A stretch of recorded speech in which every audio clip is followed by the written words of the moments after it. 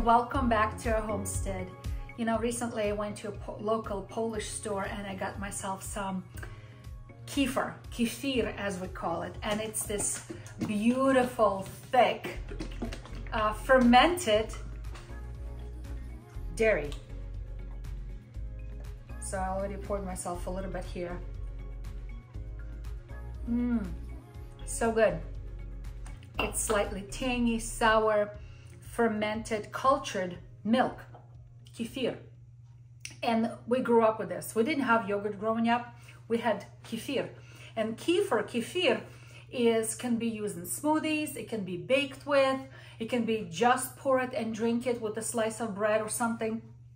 And I remember men very often would take this whole bottle like this with them, couple of thick slices of sourdough bread and some cheese, and they would take it with them as their lunch, and they did not need it any refrigeration because it's already cultured.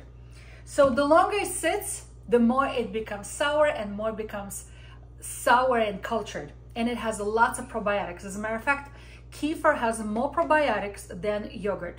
Okay, it's very good for us. So today I'm going to be making my own kefir, and I have this beautiful raw milk that I got from a local farm, grass-fed, and it's all this fat at the top. Look at this, isn't this amazing? So I'm gonna shake it all because I actually want all that fat in it. If you don't have raw milk, a conventional regular milk from the store will work as well. But what we do need, and it's important, is grains. We need these kefir grains. Now mine look translucent because up until now, I've been using them for making water kefir. And water kefir is a wonderful probiotic drink that can be flavored with ginger or with berries or with some little juice and make the beautiful fermented fizzy drink. But I have so many of them. I don't need so many of them anymore. So because they keep growing, becoming bigger and bigger, right? So some of this, the portion of it, I'm gonna turn it into kefir, lactose kefir, okay, milk kefir. Once I take those and turn them into milk kefir grains, they can never go back to be used for water kefir. So some, I'm going to divide this up. Some is going to be for the water kefir and some will be for the milk kefir. So I'm going to be making milk kefir using raw milk. Let's start making it. So the things we're gonna need today is obviously milk, and this can be conventional milk, but in my case, I'm blessed to have some raw milk that has natural enzymes and it's not homogenized. So that's what I'm gonna be using today. Then we're gonna need a vessel. I don't like to make, little drain, little water. I don't like to make in a big batch because kefir grains continuously need to be fed. So this can be made frequently, okay? And then we're gonna be needing kefir grains themselves. Look how big and bulky they are, haha, okay? And then something to cover with. In my case, I'm gonna use a little piece of cheesecloth that's gonna go on top because I want little air to go in and for the lactic fermentation to take place. All right, it's going to be in here, but I don't want any bugs in here to get in or anything. Okay, so that's what I'm going to be needing, and a little elastic just to secure this. All right, so let me shake it one more time because the real unhomogenized milk has beautiful amount of fat right at the top. So I'm going to be pouring this milk in here. It's cold because it was in the fridge. I'm going to leave about 1.5 inches of headspace at the top. Okay. And to this, I'm going to be adding the grains now. And everyone has a different recommendation how much to use. I'm going to be using 2 tablespoons. They're probably pretty generous. 2 tablespoons, just like this, okay? I'm gonna stir them in. And I'm gonna cover this, just like this.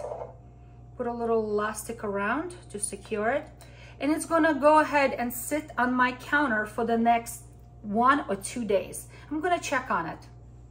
It's gonna sit on my kitchen counter just like this and allow the room temperature to give that warmth for those probiotics, those lacto-fermented bacteria to develop and grow and multiply, because this is going to be cultured drink, right?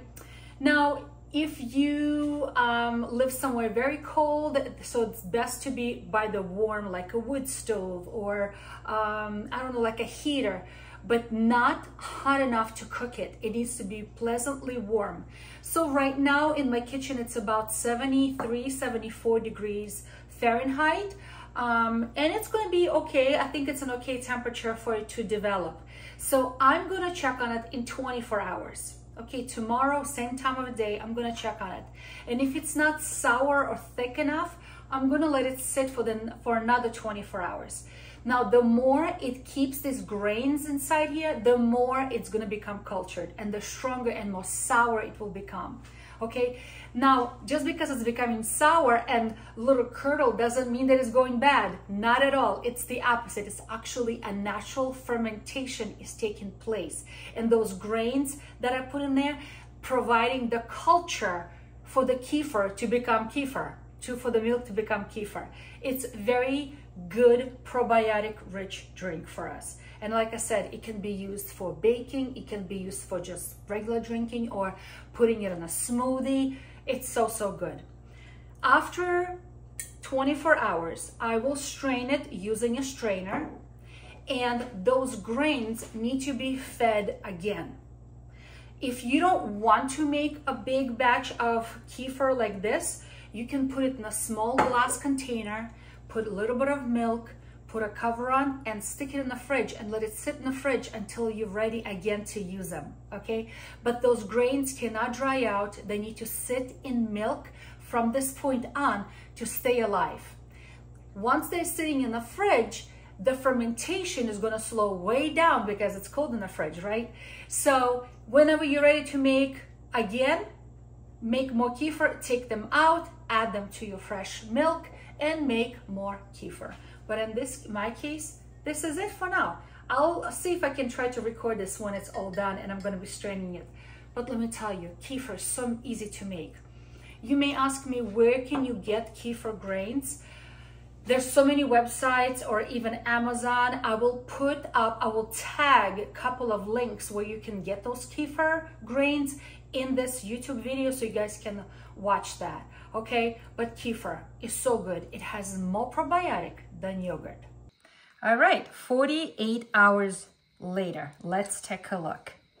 Look how thick it is. Yum! So now, it really could have been done in 24 hours, but it was not thick enough for me. It was definitely cultured, but not thick enough. So at this point, I need to strain it. So I'm going to be using another clean jar because that's where the kefir is going to go. And I'm going to strain to remove all of those kefir grains. So I'm just going to pour this out. All right. So all the kefir grains will stay on top, and all the kefir will go on the bottom. All right. So I'm just going to shake this. Okay, just like this. Okay, so everything went into this jar, and now this jar is gonna get covered with the cover, and it's gonna go in a fridge, and we're gonna enjoy it in our smoothies and just drinking it alone. It's really rich in probiotic, probably actually more rich in the number of live bacteria, lactobacillus, than yogurt. So it's even better than yogurt. All right, so what do we do with these grains now? Well, I'm gonna show you something. First of all, I'm not gonna wash this jar. It's gonna stay as is because I'm gonna start a next batch. So I'm gonna dump all of these grains in here, just like this. I'm not rinsing them. They're gonna go straight in here, okay? And to this, I'm gonna be adding new milk, all right? So what happens in case you say, you know what, I have plenty of kefir, I don't need to make any more kefir right now. I would suggest putting it in a small jar, adding a little bit of milk, and putting it in the fridge. And in the fridge, it's much colder, and it's not going to ferment as fast. So that's it's still gonna be living and surviving on the milk, on the sugars of the milk, fresh milk, right?